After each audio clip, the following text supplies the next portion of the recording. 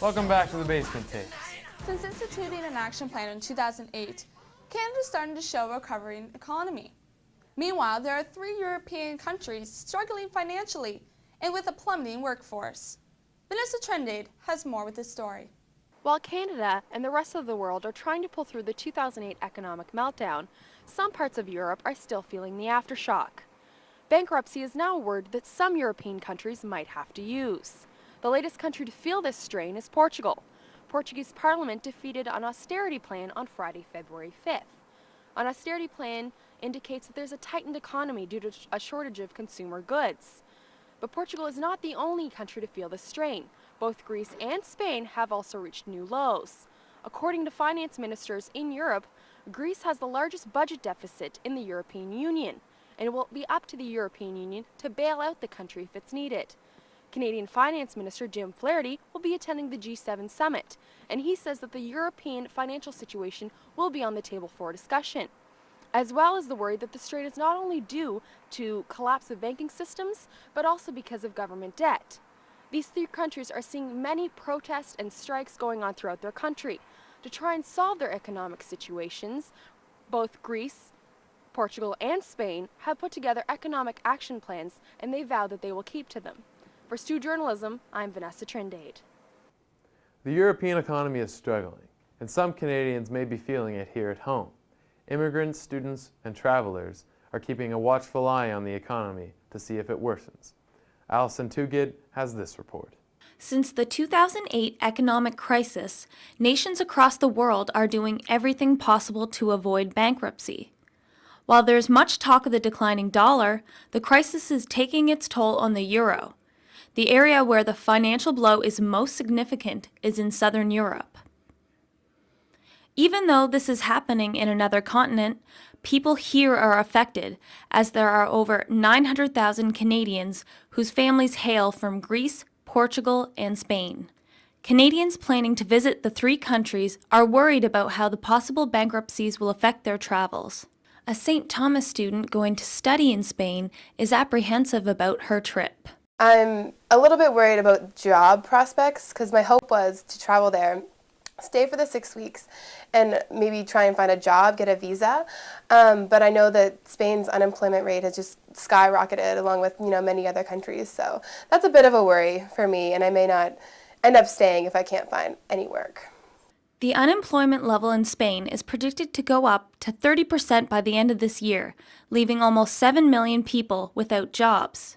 Meanwhile, Greece has the largest budget deficit in the European Union and is on the brink of bankruptcy. The Economist Online reports that the debt will be difficult, if not impossible, to pay off.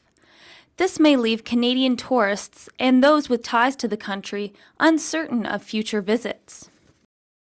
In Portugal, the people are not only suffering from an economic downturn, but also a recent flood that will cost the government millions in damage relief. The Portuguese government promises financial aid to Madeira, but it's unknown where the money will come from and when it will arrive. One Portuguese immigrant living in St. John knows firsthand how economic hardship feels. He moved to Canada in the late 1960s when Portugal was going through a similar situation. It's not affecting me directly right now because I made my life in Canada, but I think of my family every day. My mother, sister, and other relatives I have over there. They are living horribly and it worries me. Portugal, Greece, and Spain are now putting together their own economic action plans and hope that they'll soon be out of the red. Canadian travelers, immigrants, and their families can only watch and wait for Southern Europe to pull through. Alison Tugid, Stu Journalism, Fredericton. Massive recalls from Toyota have many drivers on edge. If you are a Toyota driver and wondering what to do, we have some information for you. Lily Poisson joins us with more information. Can you sum up the recent news of Toyota's recalls? In the past 4 months, Toyota has recalled more than 4 million vehicles. 250,000 of these recalls took place right here in Canada. The initial recall had to do with floor mats interfering with the pedals, but as it turns out, a number of Toyota models also have a problem with the accelerator pedal sticking. This can cause the driver to lose control as the car is speeding up, which is of course very dangerous. How will Toyota owners know if their vehicle is on recall?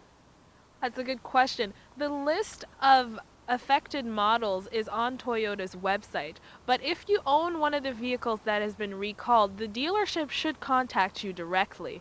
Toyota says if you own one of the recalled models, to bring it into your local dealership for a repair that will be both simple and quick. Now, of course, the costs are going to be covered by the dealership. Is there anything else drivers need to know? If you're driving a vehicle, a Toyota vehicle, and you start to lose control because the accelerator pedal is sticking, Toyota says that you should press down firmly on the brake pedal and try and pull over to a safe spot. They also suggest putting the car in neutral if you can, or turning the engine off. Thanks, Lily. For more information, you can go online at Toyota's official website at www.toyota.ca. Finding roommates and places to live isn't always easy, and many students are feeling the pressure to figure out their living situation. And as Madison Reed reports, some are using creative ways to do that. Finding a roommate can be stressful. New online tools, such as Kijiji.com, seem to be the way to go for a lot of students. Walking down the road looking for signs and taking down numbers seems to be a thing of the past.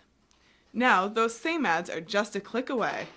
Third-year criminology student Julie McLellan hopes to find a roommate this way. I'm looking for a roommate on Kijiji because for next year I'm just going to focus on school only, and living with friends for the past couple of years has been very distracting for me. Classified ads from around the world can be found on Kijiji, as it covers 13 countries. Websites such as roommates.com will hit you with hidden fees after filling out an ad. On Kijiji, it is free to post and view ads, making it easier for students. Kijiji is now the most used classified ad site in Canada. When it comes to finding a roommate, doing it online can be risky. Background checks and interviews are a good way to find a roommate that's best for you. McLellan plans to interview her potential roommates thoroughly before making a decision. I am a little worried though, because you really don't know who you're going to get. So it'd be nice if someone would post a picture and a little description of themselves and what they like.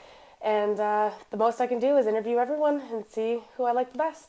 There are plenty of ads on Kijiji, both for finding a roommate and for looking for apartments and housing for rent. So no matter who you are, you can find your perfect match. This is Madison Reed for Stu Journalism. And that's our show. Hey, Matt, how can we end a perfect show right before March break? Any ideas? Dance party! Oh, no. I thought this was a serious show. No.